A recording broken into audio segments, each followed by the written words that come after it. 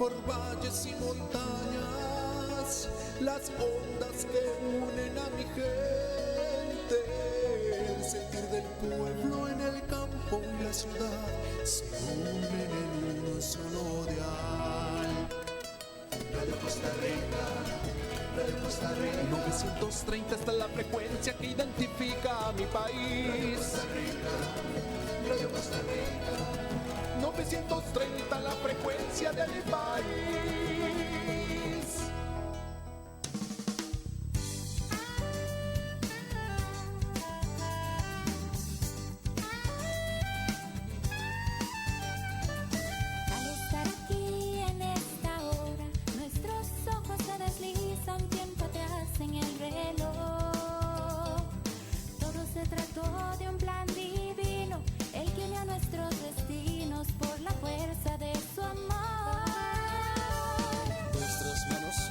Separadas, hoy están entrelazadas, se hacen alas por la fe. Y sobrepasamos esos montes que una vez nos parecieron imposibles de vencer. Y nos llenamos del júbilo en ti, Señor.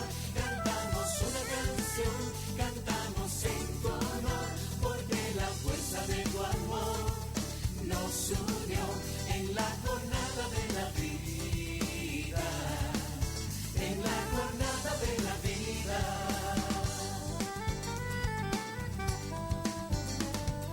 Es verdad que el alma se te ensancha si el espíritu te lanza la aventura del amor. Y tú y yo sé bien que compartimos este anhelo de vivir todos los días por Jesús. Si voy a caer, tú me levantas. Si tu cruz se hace pesada, yo te ayudo a caminar. Nos mueve la fe y la esperanza. Este gozo en Jesucristo no nos dejará jamás. Y nos llenamos del júbilo en ti, Señor. Cantamos una canción, cantamos en tu honor, porque la fuerza de tu amor nos unió en la jornada de la vida, en la jornada de la vida. Tú nos has pedido ser luz del mundo y sal para la tierra.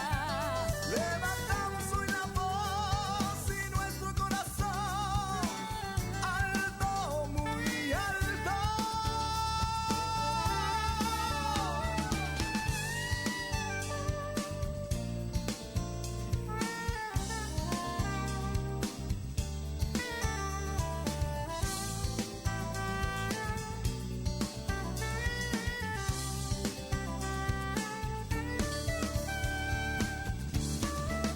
Y nos llenamos del júbilo en ti, Señor.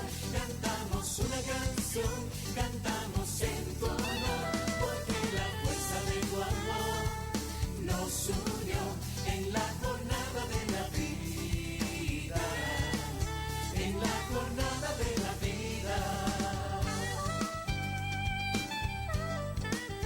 Porque la fuerza de tu amor nos unió en la jornada de la vida, en la jornada de la vida. Muy buenas noches, muchas gracias por sintonizar otra vez su programa Amor en Práctica. Mi nombre es Melisa Solís y soy voluntaria de la asociación. Para mí es un placer que usted hoy pueda acompañarnos y que podamos construir este tema tan importante para la sociedad. Es bases sólidas en la niñez.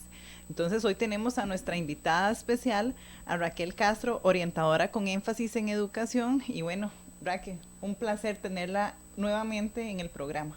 Muchísimas gracias, Meli, y también a los que nos están escuchando. Es un gusto estar acá, más bien gracias por la invitación y esperemos que sea un tiempo de aprendizaje para todos. Muchas gracias, Raquel, y así va a ser. De hecho, cuando Raquel y yo estábamos conversando acerca de este tema, hablábamos que la familia es la base de la sociedad. Todos escuchamos eso, ¿verdad? La familia es la base de la sociedad. pero ¿cómo están las familias hoy en día? ¿Cuáles son sus integrantes? ¿Cuáles son sus roles? ¿Cómo es el rol actual de la familia? Y cómo es que estamos construyendo esas bases sólidas que nuestros niños requieren de nosotros como adultos.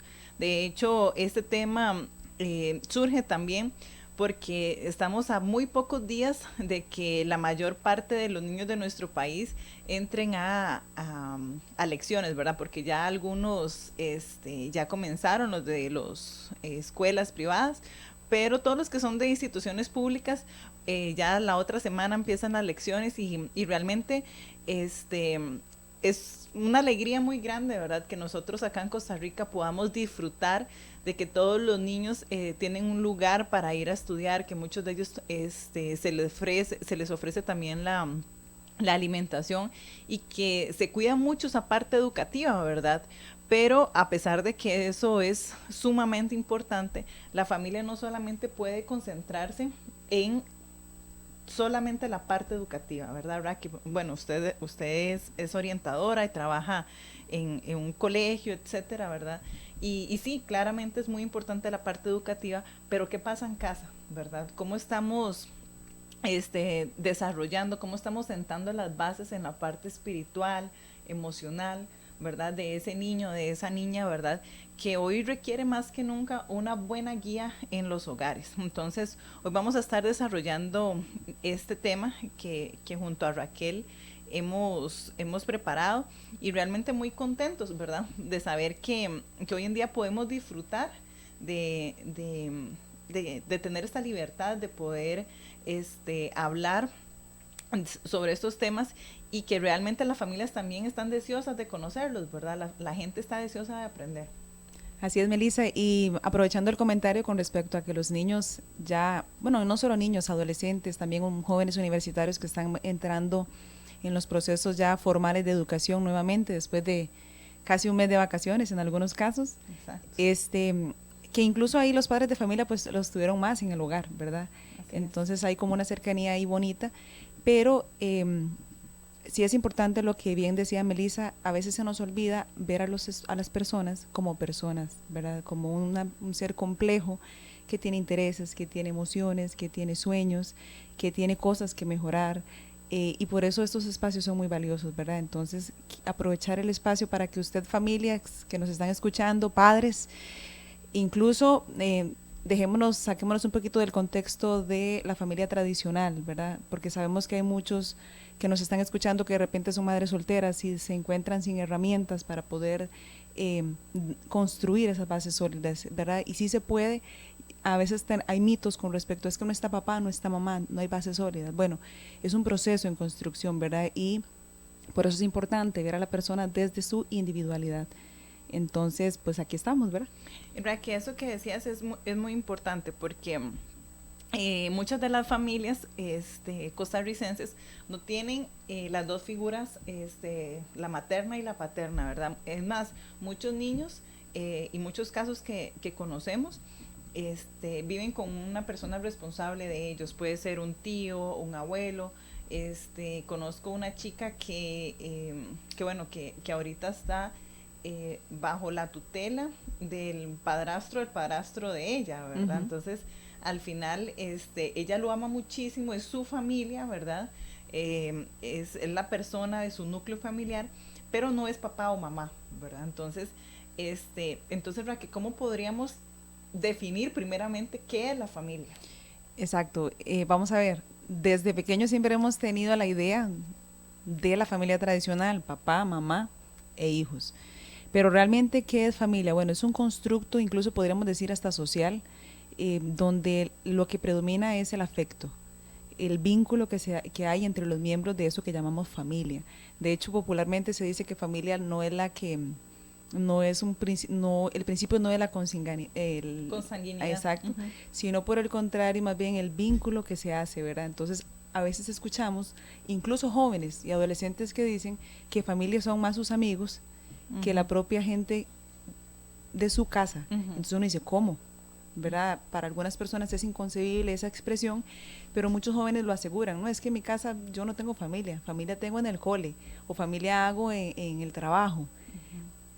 Y por eso, pues, es importante tener claro que familia es un concepto que va más allá de un principio de sangre, ¿verdad? Hay un principio, ahí compartimos la sangre, no, va más allá de eso. La base es el vínculo como tal. Un vínculo afectivo. Exactamente. Raque, para ir llegando un poco más al tema, ¿verdad? Para tener bases sólidas, primero tenemos que saber qué es lo que nosotros queremos transmitirle a los niños, ¿verdad? Entonces, ¿cómo empiezo yo como responsable del hogar, ya sea papá, ya sea mamá, como lo hemos visto, como responsable de mi núcleo familiar? ¿Cómo empiezo yo a sentar esas bases, ¿verdad? ¿Por qué? Porque muchos papás dicen, no, es que sentar bases, digamos, tengo que ser muy estricto. Uh-huh. Y ahora no se puede ser estricto con los niños, dicen. O más bien, no, yo dejo que hagan lo que quieran, porque aquí todos tenemos libertad. Pero entonces se va convirtiendo como en libertinaje. ¿Cómo empieza los responsables, los adultos responsables a sentar las bases, ¿verdad? ¿Y desde cuándo se comienza? Bueno, es muy interesante, ¿verdad? Primero, tenemos que ver a la familia como un sistema, y un sistema complejo, donde interactúan personas desde su individualidad complejas como tal. Entonces eso vuelve más complejo el sistema.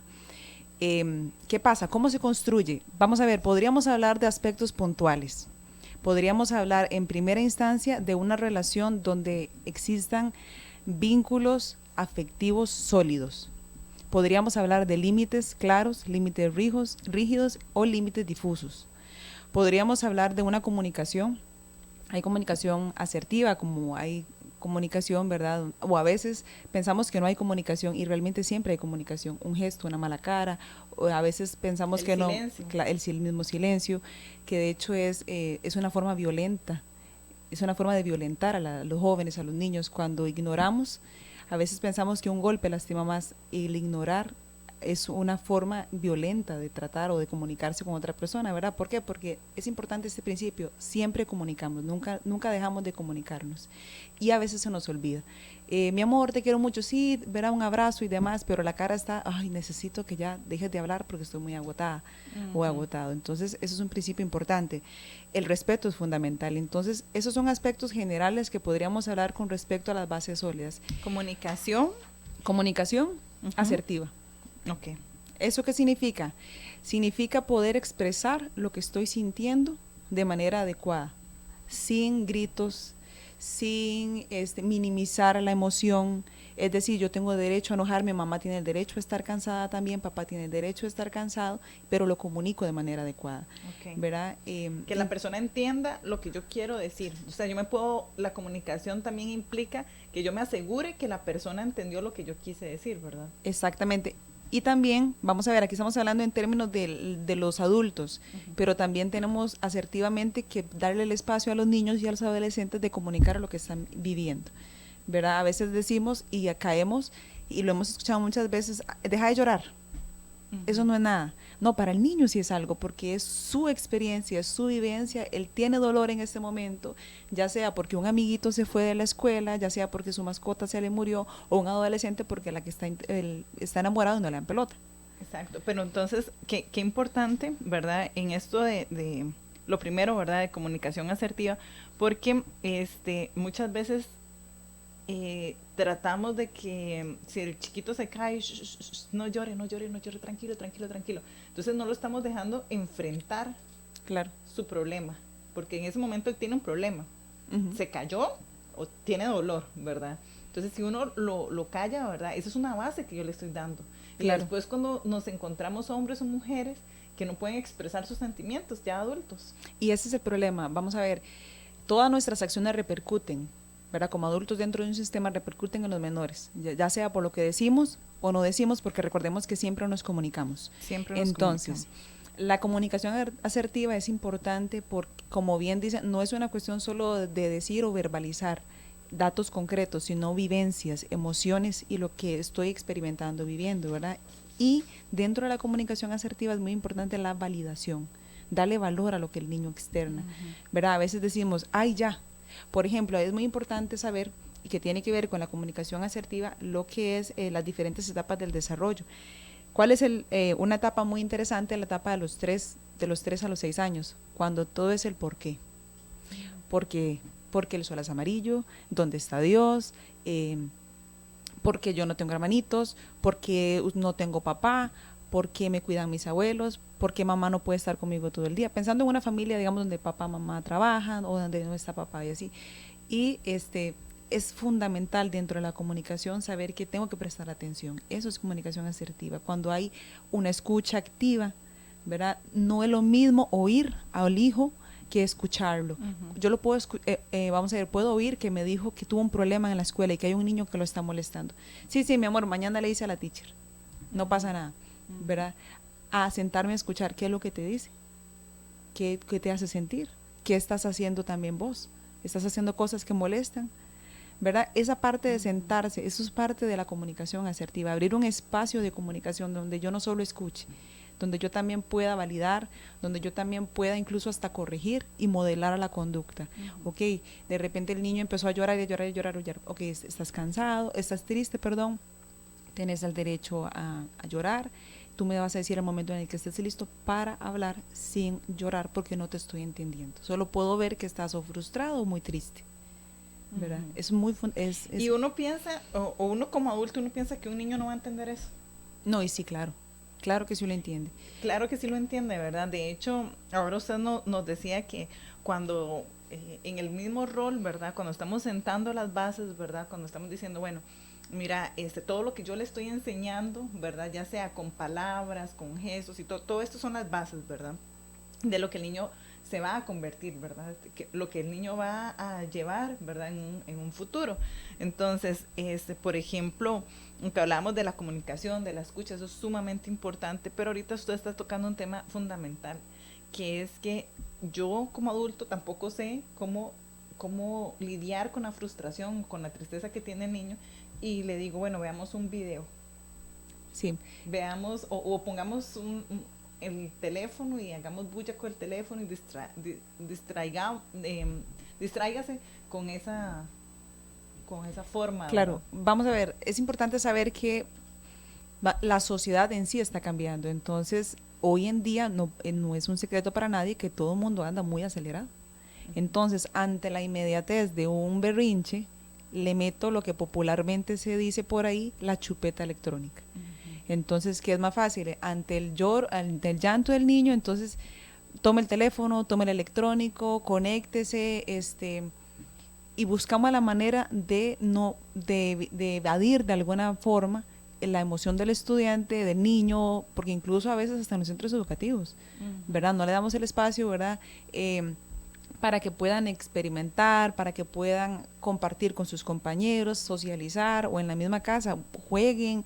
A veces hasta permitan que los chicos tengan conflictos, porque del conflicto se aprende. Claro. ¿Verdad? Y nada más es cuestión de guiarles y demás, pero es fundamental que no sustituyamos la comunicación con un distractor electrónico, por ejemplo. Usted acaba de decir algo fundamental, que es guiarlos, ¿verdad? Esto, guiarlos no significa, Demi, yo lo hago por usted. Exacto. Vamos a ver, hay que tener mucho cuidado y tal vez ahí podemos ir adentrándonos a otro tema que es muy interesante y es a los tipos de familia, ¿verdad? Con respecto a la cohesión y adaptabilidad. ¿Eso qué significa? Quiere decir que las familias funcionan de manera diferente, pero todo depende de ese primer punto que hablábamos como base, los lazos, el vínculo. Entonces vamos a ir adentrándonos un poquito a ese tema sobre la cohesión y la adaptabilidad. Ok, Gibraki, muchas gracias por este primer bloque. Vamos a escuchar un tiempo de reflexión en la voz de nuestro compañero y amigo Pablo de León y volvemos para continuar con el tema y sobre este subtema que es la cohesión y la adaptabilidad. Tiempo para refrescar el alma. Bases sólidas. Es impresionante ver edificaciones enormes. El hombre siempre ha vivido obsesionado con romper récords y hoy en día ha querido demostrar poder construyendo rascacielos con más de 4.200 edificios por encima de los 150 metros de alto. El edificio más alto es el Burj Khalifa, con 828 metros, 163 pisos, ubicado en Dubái, Emiratos Árabes. ¿Qué tanta importancia le damos a las bases? Por lo general no miramos los cimientos de una construcción.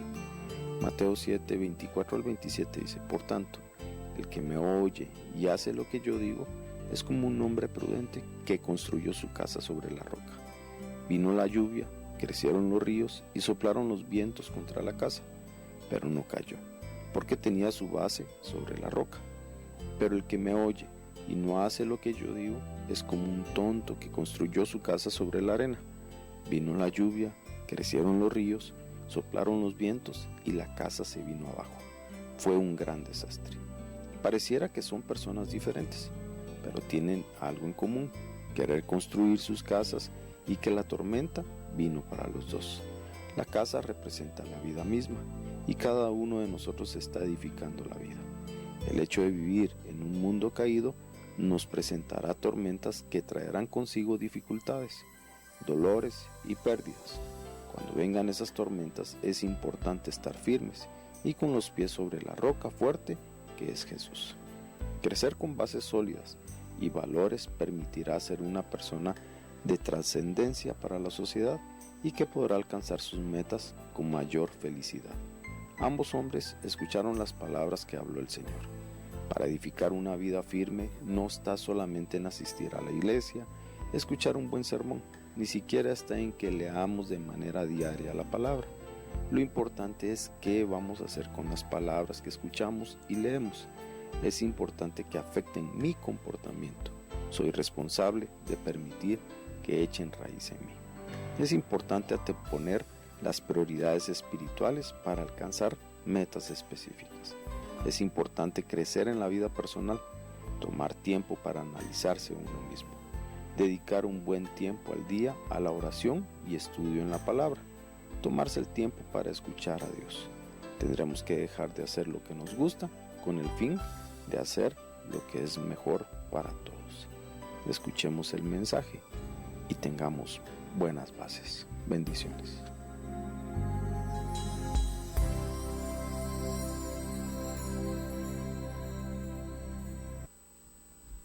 Muchas gracias por continuar con nosotros. Hoy estamos acompañados por Raquel Castro, orientadora y experta en toda la parte que estamos tratando sobre la niñez. Ella trabaja todo el tiempo con niños y realmente ahorita fuera de cabina yo le decía que qué importante es saber que todos estos temas realmente tienen un trasfondo, ¿verdad? Y que todos nosotros nos involucramos de una u otra forma con nuestra familia, con la familia de otras personas, y que realmente lo que estamos conversando acá es importante que nosotros tengamos interés en saberlo, porque realmente estamos poniendo bases sobre la vida de niños que prontamente van a ser adultos, que prontamente van a ser ciudadanos, que van a ser los dirigentes del país, y realmente ellos necesitan saber que también tienen una parte emocional que tratar, una parte espiritual que tratar, y que no solamente hay un título, ¿verdad? Entonces yo soy licenciado en administración con énfasis en tal, pero no, ese no es usted, esa es su carrera, pero ¿quién es usted, verdad? Entonces ese quién soy yo se construye en la familia, y por eso debería de tener buenas bases. Antes de irnos al tiempo de reflexión, estábamos hablando de qué es cohesión y qué es adaptabilidad, ¿verdad? Entonces, ¿verdad? Que tal vez si nos lo puedes explicar, ¿verdad? Con palabras un poco más sencillas para que todos podamos entender.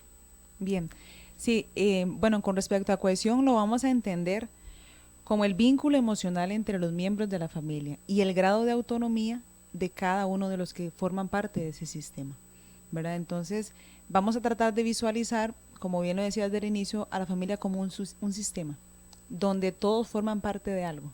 Y si algo pasa a alguno de los miembros de ese sistema, todo el sistema se va a ver afectado. Vamos a usar una metáfora. Pensemos en el cuerpo humano. Todo nuestro cuerpo es un sistema. Si usted tiene un problema en el páncreas, eso va a repercutir en su cuerpo. Si a usted le duele un dedo, usted, por más que trate de ejecutar las funciones del día a día, usted va a estar con esa molestia. Así a la familia. Si un miembro de la familia tiene alguna situación, eso altera el sistema. altera el funcionamiento del sistema, genera incomodidad, genera resistencia y demás. Por eso hablábamos de que también hay diferentes tipos de familia partiendo de la cohesión y la adaptabilidad. Voy a mencionarles, por ejemplo, algunos tipos de cohesión y quisiera que ustedes que nos están escuchando puedan ir tratando de identificar qué tipo de cohesión hay en su hogar. Y recordemos que familia va más allá de un tema de sangre. Vamos a hablar del vínculo como tal. Entonces, usted puede ir haciendo su reflexión ahí en casita o en el carro donde usted nos va escuchando con respecto a qué tipo de cohesión tiene. Vamos a hablar de la cohesión desprendida. ¿Eso qué se refiere? Hay una supremacía del yo. Predomina el yo en esta familia y hay ausencia de afectiva entre los familiares, hay ausencia de lealtad, hay un grado alto de independencia. ¿Eso qué significa? Es como vivimos un montón de desconocidos bajo el mismo techo. No, lo importante no es el cuánto nos queremos y el cuánto nos amamos, la protección, la lealtad a los miembros de la familia. Por el contrario, predomina el yo. Nadie sabe qué es lo que está haciendo la otra persona. Efectivamente nadie sabe si yo voy a dormir, si yo voy a comer. Y vamos a ver, no significa que no hay roles. Por el contrario, sí hay roles, pero los roles ya están definidos. Entonces, por ejemplo, hay uno que va a cocinar y nada más cocina, el otro nada más recoge y se va al trabajo, o los niños se van a la escuela. No hay una conversación de por medio, no está esa interacción entre los integrantes. Y Melissa, impresionantemente es algo que pasa mucho en las familias. Por lo que les decía, vamos muy acelerados. A nivel de sociedad vamos muy acelerados. Muchas familias, y lo he visto, hay muchas familias porque trabajo en el área de educación, donde papá y mamá lamentablemente solo llegan a dormir. Y muchas veces no es porque no quieren, vamos a ver, y a veces cargan con la culpa de que, ¿cómo hago? Si no trabajo, no como. Bueno, hoy vamos más adelante, tal vez vamos a hablar de algunas estrategias para fomentar la cohesión sana y la adaptabilidad. Voy a seguir comentándoles, por ejemplo, eso era el primer punto, cohesión desprendida. Ahora vamos a hablar de la cohesión separada. Suena parecido, pero no. Aquí, por ejemplo, hay supremacía con respecto al yo, pero aquí también se incluye el nosotros. Porque aquí el yo está presente, pero la persona o los miembros de la familia entienden que hay un beneficio del otro. Okay. ¿Verdad? Entonces, mamá, présteme porque ya no me dio lo de la semana que me diste, necesito más. Ok, o quiero salir, entonces necesito que me vayan a recoger. Exacto. Hay una ganancia secundaria en el nosotros, pero siempre va a prevalecer el yo. Eso es muy importante tomarlo en cuenta y puede que haya un tipo de cariño, pero moderado, ¿verdad? Un abrazo en Feliz Navidad y un abrazo el Día de la Madre y demás, pero no hay un afecto auténtico entre los miembros, es muy superficial. Okay.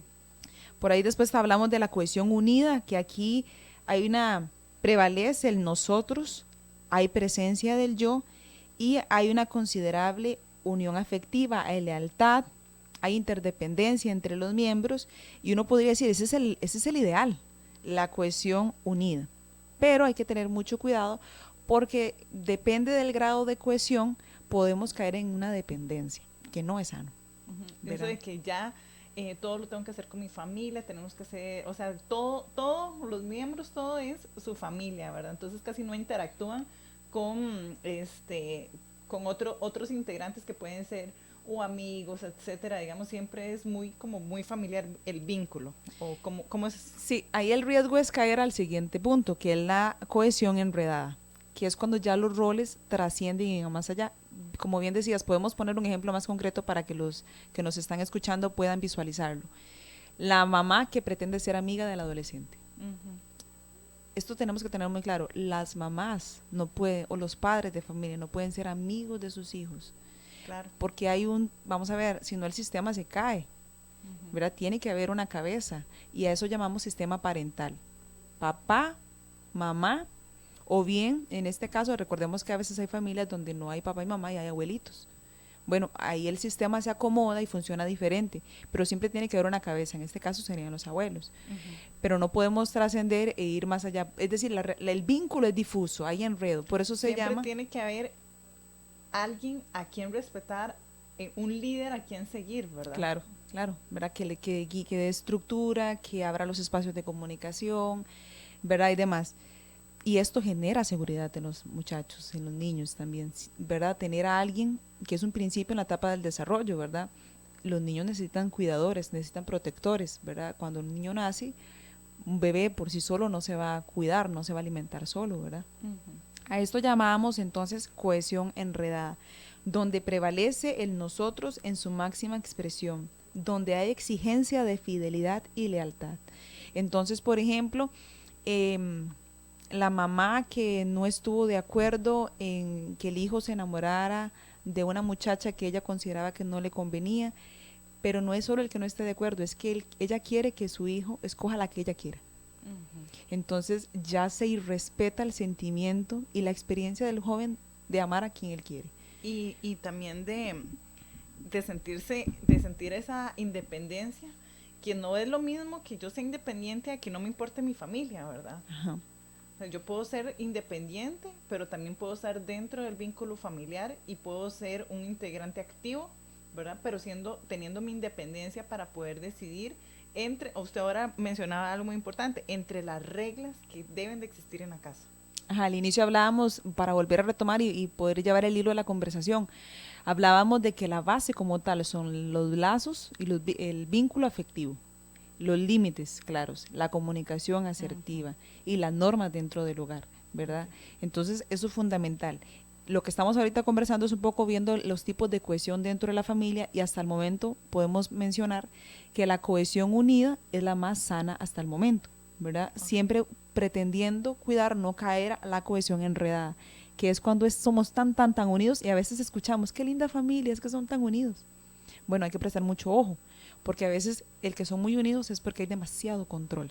Entonces la gente se ahoga, ¿verdad? Entonces, qué pereza, los adolescentes ya saben qué van a hacer en las vacaciones. Siempre lo mismo, con papá, mamá, en el mismo hotel o en la casa de los abuelos, siempre la misma rutina. ¿Por qué? Porque hay demasiado control, ¿verdad? De parte muchas veces de los adultos, ¿verdad?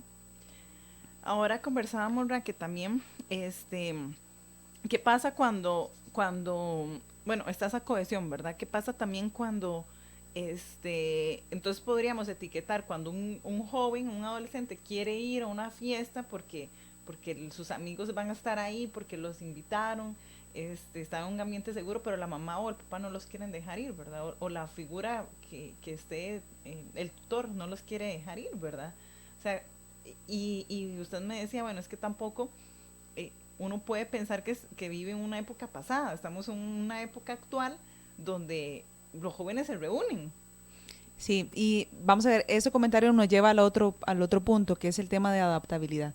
Cómo la cohesión tiene que ver con la adaptabilidad y cómo todo esto construye bases. Y por eso es importante que usted pueda ir visualizando en qué punto está su familia. Vamos a entender la adaptabilidad como la habilidad del sistema. Recordemos que habíamos utilizado la metáfora de familia como un sistema, donde todas las partes son importantes y si algo le afecta a uno va a afectar todo el sistema. Entonces va a ser la habilidad que tiene el sistema para adaptarse ante el cambio de estructuras, de roles, de reglas, y que toma en cuenta el desarrollo vital de los miembros de la familia. Entonces, Melissa, ¿qué pasa con ese ejemplo que usted acaba de dar? No es lo mismo ser el padre de un niño de 5 años que ser el padre de un adolescente. Ajá. Y a veces los adultos o los encargados dentro de la familia pretenden siempre tener un niño de 5 años en la casa. No. ¿Por qué? Porque ellos tienen que ir pasando sus diferentes etapas del desarrollo y va a llegar una etapa donde ellos por sí solos van a querer independizarse. De hecho, hay características específicas dentro de todas las etapas del desarrollo que podríamos mencionarlas para que lo tengamos más claros, ¿verdad? De 0 a 6 meses podríamos hablar de el aprender, de la parte de succionar, aprender a pedir lo que se necesita por medio del llanto, ¿verdad?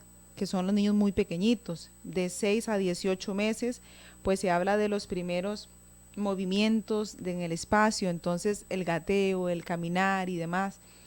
De los 18 a los 3 años hay un super yo, todo es mío, yo lo quiero, entonces hablamos de los terribles 3 años, ¿verdad? Que no son tan terribles, es una etapa de transición muy bonita que hay que saber manejar. Otra etapa muy importante, la de los 3 a los 6 años. Y aquí esto es una etapa fundamental. ¿Por qué? Porque aquí se empieza el tema de encontrar la parte, soy niño, soy niña. Me gustan los carros, no me gustan los carros. Mucho tiene que ver con la construcción de género, que ya eso es otro tema muy amplio, ¿verdad? Que podría tratarse en otra sesión.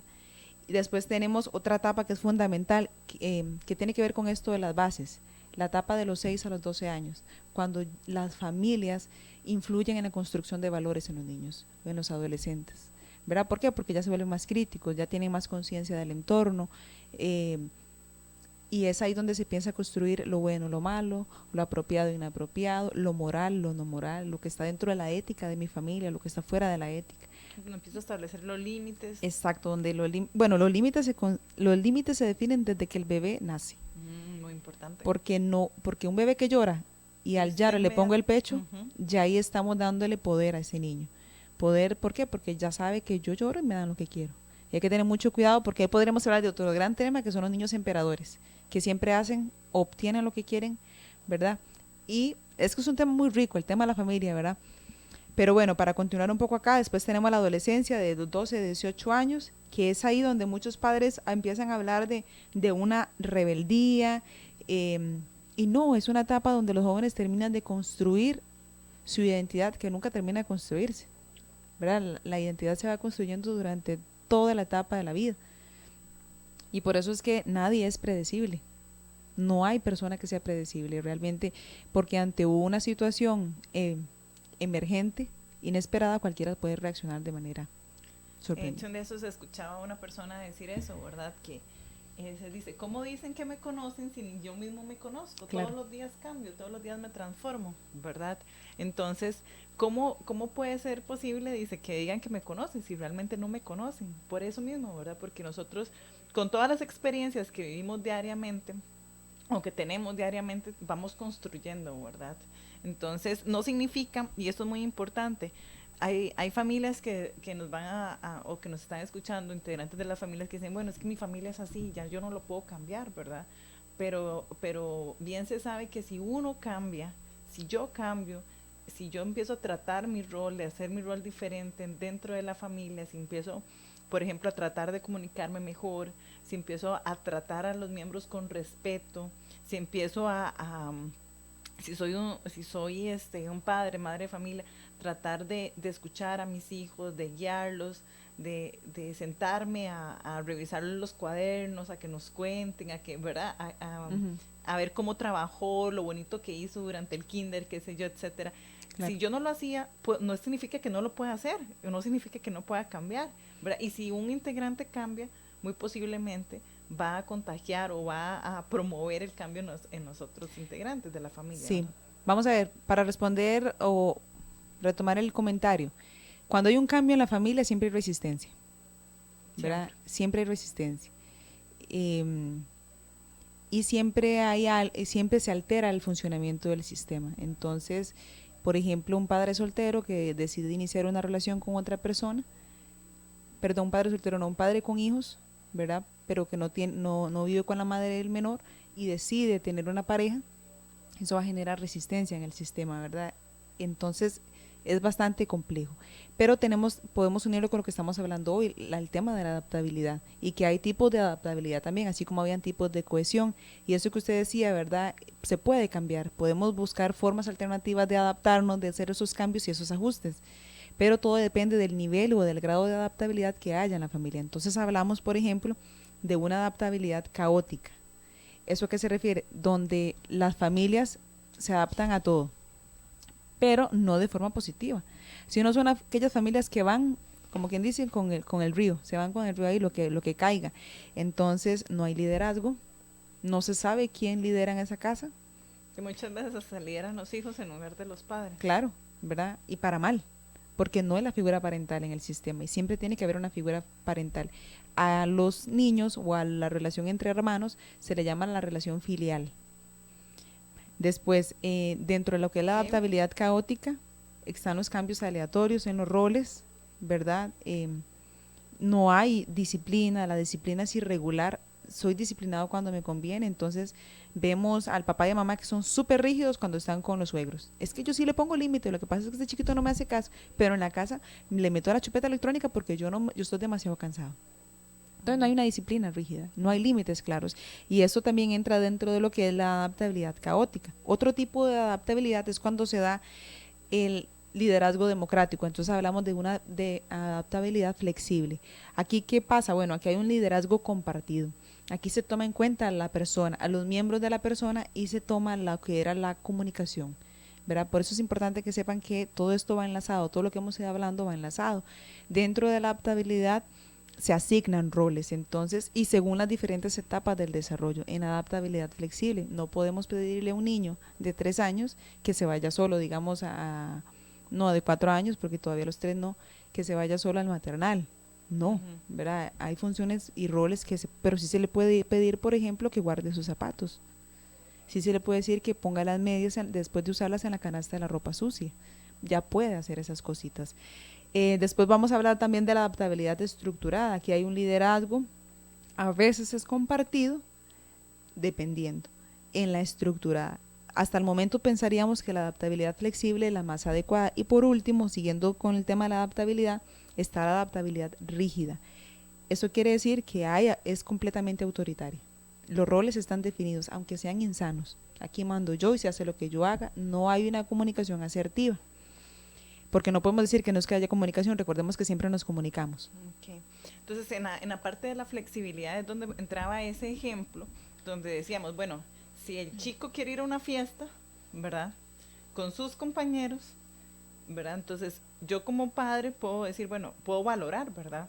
Bueno, es un lugar donde van a estar, pues, otros adultos que los pueden supervisar, etcétera, pero no significa que el joven va a llegar a la hora que le guste o que le dé la gana, como dice uno popularmente, ¿verdad? Sino como figura paterna tiene que establecer roles. Entonces, pero sí lo están dejando ir a la fiesta, pero con X o Y rol, con X o Y límite. Bien, sí, y volvemos al principio de comunicación y lo del vínculo y los lazos. Retomando el tema del vínculo, siempre es importante que haya un vínculo para que el muchacho tenga la confianza de decirle qué quiere hacer.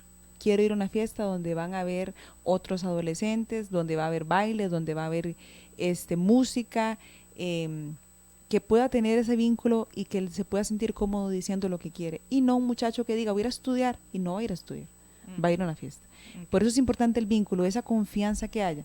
Número 2, lo que habíamos hablado anteriormente, la comunicación. Ok, conversemos, ¿qué es lo que quieres hacer? Bueno, en la casa están estas reglas. Vamos al otro tema, hay límites. La hora de llegada podría ser 11, depende de la edad, 10, 9. Pero la regla que te ponemos para que puedas ir es que papá y mamá te van a dejar y papá y mamá te van a recoger. Negociamos, porque ya estamos en una etapa, pensando en adolescentes, donde ya el muchacho puede tener una participación en esa conversación que se está teniendo. Si estamos hablando del tipo de adaptabilidad flexible, pongamos el caso extremo, adaptabilidad rígida, no va. No va porque yo no quiero que no vaya. Vamos a hacer una combinación, vean qué interesante, vamos a hacer una combinación entre adaptabilidad rígida y cohesión enredada. Ok, usted va, pero yo voy con usted. ¿Y quién va a querer ir a una fiesta de adolescentes con la mamá allá afuera? Nadie. Sí. ¿Verdad? Entonces, vean cómo todo lo que hemos ido hablando se va relacionando. Entonces, ¿qué tipo de cohesión tenemos y qué tipo de adaptabilidad tenemos? Y cómo todos estos tipos de situaciones se van entrelazando entre sí, ¿verdad? Se van mezclando. Entonces, siempre recordemos esto, la familia es compleja porque los miembros que la conforman son complejos. Y que todos los días también van formando su propia identidad.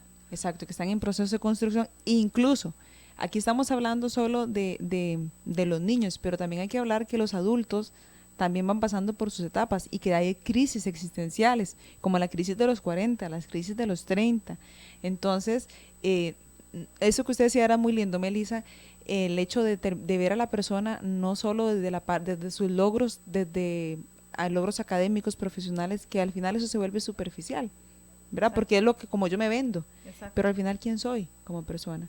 Alguien que tiene que tener principios, valores, porque de eso se va a agarrar en la vida. Claro, y de hecho, creo que el uno pensar que, o lo que antes decían, ¿verdad? estudie para que sea algo en la vida.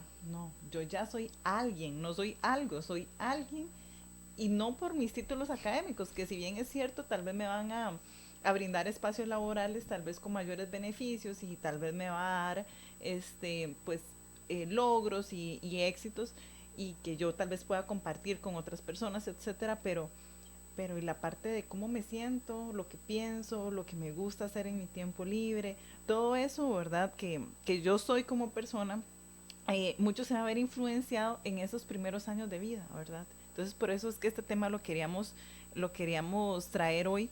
Ya casi se nos está acabando el tiempo, nos quedan como unos 10 minutos de programa, pero antes de terminar el programa, Raquel, yo creo que es importante que nosotros, entre todas estas cosas que hemos hablado, creo que en todas las familias hay problemas, ¿verdad? En todas las familias, o lo que a veces uno dice, es que yo quisiera que mi familia fuera paz y amor toda la vida, ¿verdad? Y eso no va a pasar. No. ¿Verdad? Entonces, ¿qué estrategias puedo poner para solucionar problemas y seguir teniendo ese vínculo familiar, esa confianza en la familia, pero también seguir construyendo bases, ¿verdad? Entonces, ¿cuáles serían esas estrategias para solucionar problemas? Sí, vamos a ser puntuales para aprovechar el espacio. Vamos a hablar de estrategias para la solución de problemas a partir de la cohesión y adaptabilidad sano. ¿Verdad? Porque no significa que no tiene que ver ni cohesión ni adaptabilidad, sí, pero siempre dentro del rango de lo que es sano, de lo que es saludable para la familia. Primera estrategia, si usted tiene un lapicito por ahí y quiere anotarlo, puede hacerlo para que no se le vaya ninguno. Practicar el buen trato. Aquí entramos. Algo que pareciera ser básico, ahora y se nos olvida. Sí, pero a veces vemos muchas cosas que de hecho podríamos asustarnos con respecto al trato. Vemos un montón de noticias de niños en el hospital de niños, ¿verdad? Que uno dice, ¿cómo? Pero sí pasa. Entonces, bueno, primera estrategia, practicar el buen trato. 8 maneras de establecer el contacto físico afectivo de manera sana. Las palabras, los elogios, las melodías alegres, el contar un cuento, el corregir con amor, el corregir con respeto, ¿verdad? Entonces, el primer punto, de entre 8 maneras, la comunicación. Con las manos.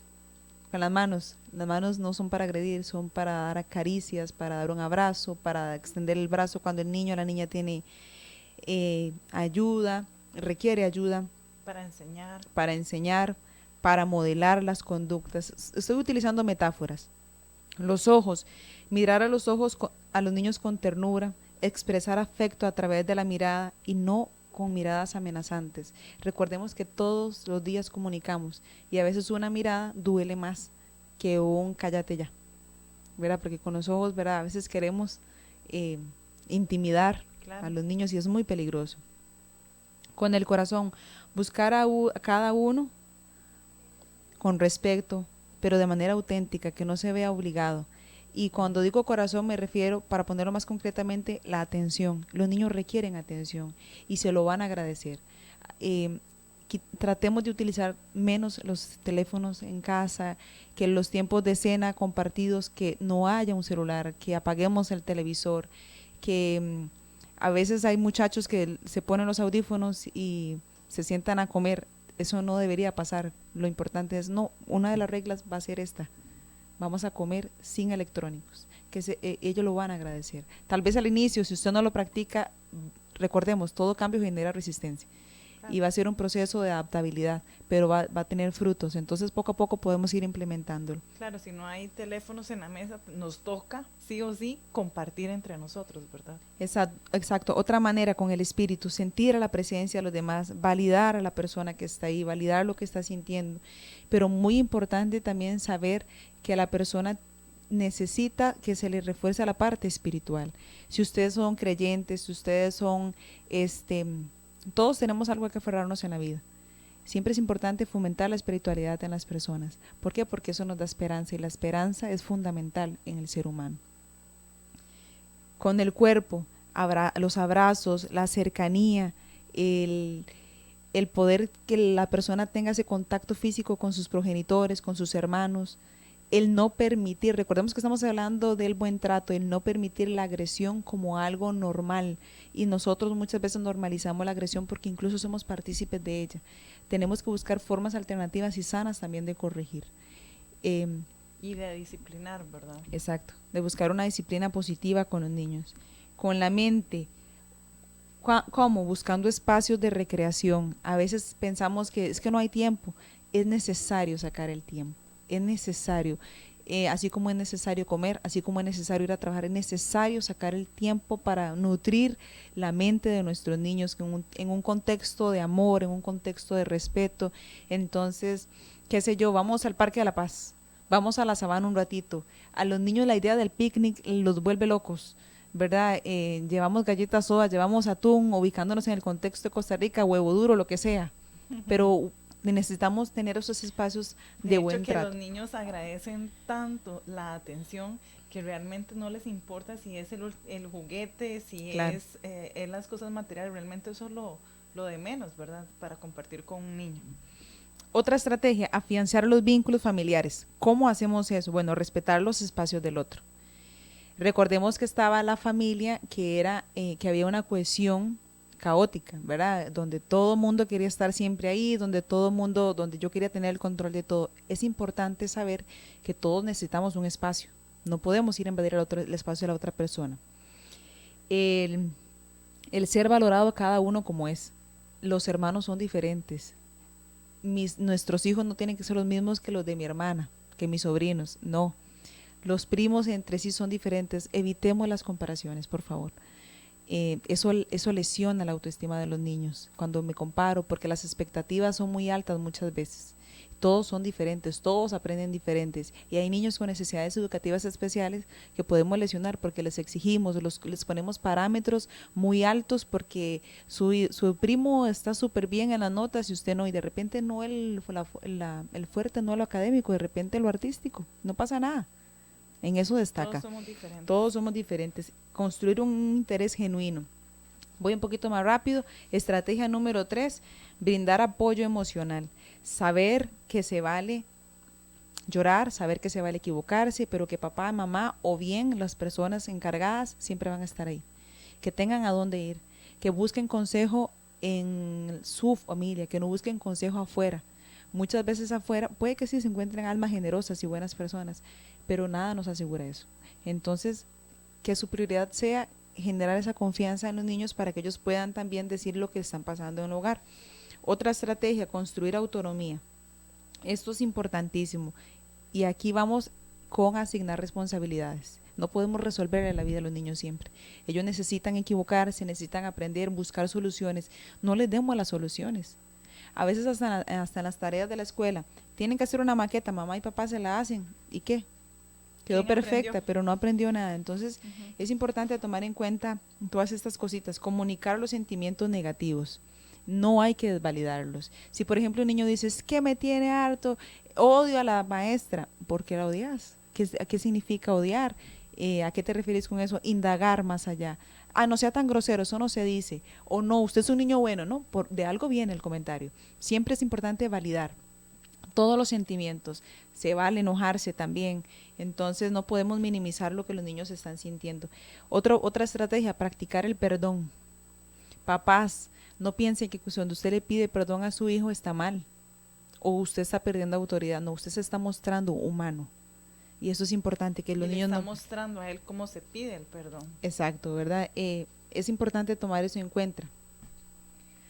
Raquel, es tan amplio el tema que realmente pues en un solo programa no lo podemos tratar todo, pero realmente lo que les queríamos traer, lo queríamos construir y compartir juntos es que todas las familias podemos mejorar, todas las familias siempre hay un espacio para mejorar.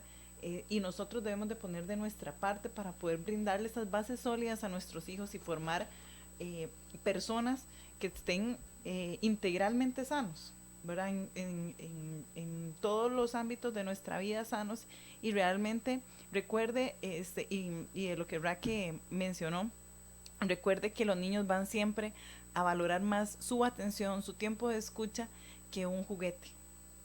ellos se sienten felices con su presencia.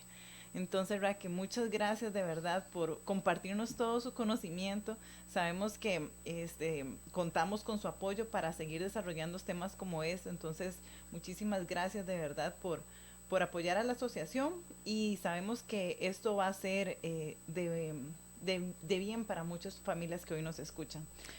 Sí, no, yo les agradezco el espacio, estoy para servirles. Igual espero que no sea la última vez que pueda estar con ustedes acompañándoles. Como bien decía Melissa, la familia es fundamental, es lo que sostiene a la sociedad, y necesitamos fortalecer los hogares y las familias con principios, con valores. No hay manual para hacer la familia perfecta. Las familias son complejas en sí, porque las personas que lo conforman son complejos, pero desde la individualidad y el respeto de esa individualidad es que podemos surgir. Pero la base fundamental son los lazos, los vínculos de respeto, amor, límites y comunicación. Muchas gracias, Raquel. Y nos despedimos saludando a Mayela Cedeño, a Rebeca Tatiana Monestel, a Fanny Rosales, a Miriam Benavides, y todas las personas que hoy se conectaron, todas las personas que van a ver este video que se va a subir en la plataforma de YouTube en los próximos días. Entonces, muchas gracias, Raquel, y muchas gracias a usted por seguirnos en un programa más de Amor en Práctica, y recuerde que Amor en Práctica no es lo que hacemos, es lo que somos. Muchas gracias.